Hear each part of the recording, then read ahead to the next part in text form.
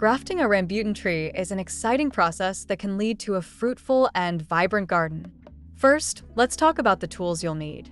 You'll want a sharp knife, some grafting tape, and a clean pair of pruning shears. Having everything ready will make the process smoother and more enjoyable. Now, let's choose the right time to graft. The best time is during the rainy season when the tree is actively growing. This helps the graft take hold better. Look for a healthy rambutan tree that's at least a year old. You want a tree that's vigorous and disease-free. Next, we need to select the scion, which is the part of the tree we're going to graft onto the rootstock.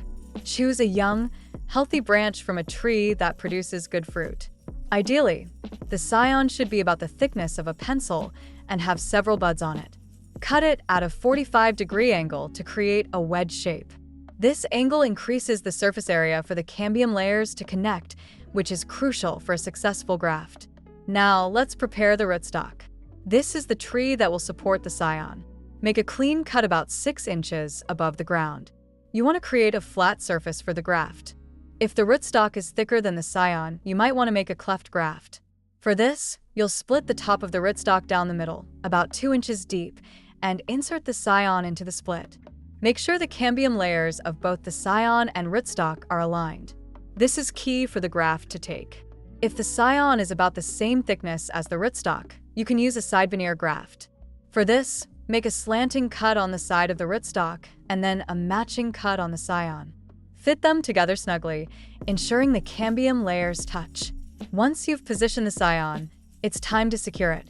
Use grafting tape to wrap around the graft site, making sure it's tight enough to hold everything in place but not so tight that it cuts into the bark.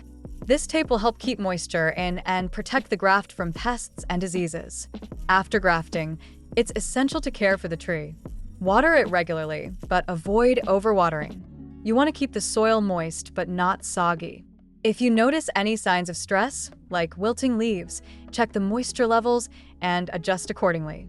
In about 4 to 6 weeks, you should start to see new growth on the scion, which is a good sign that the graft is taken. Once the new leaves appear, you can gradually remove the grafting tape. Just be careful not to disturb the graft too much during this process. Grafting can be a bit of a waiting game, but it's incredibly rewarding. Not only do you get to propagate a tree with desirable traits, but you also get to enjoy the fruits of your labor. With a little patience and care, you'll soon have a thriving rambutan tree that will produce delicious fruits for years to come.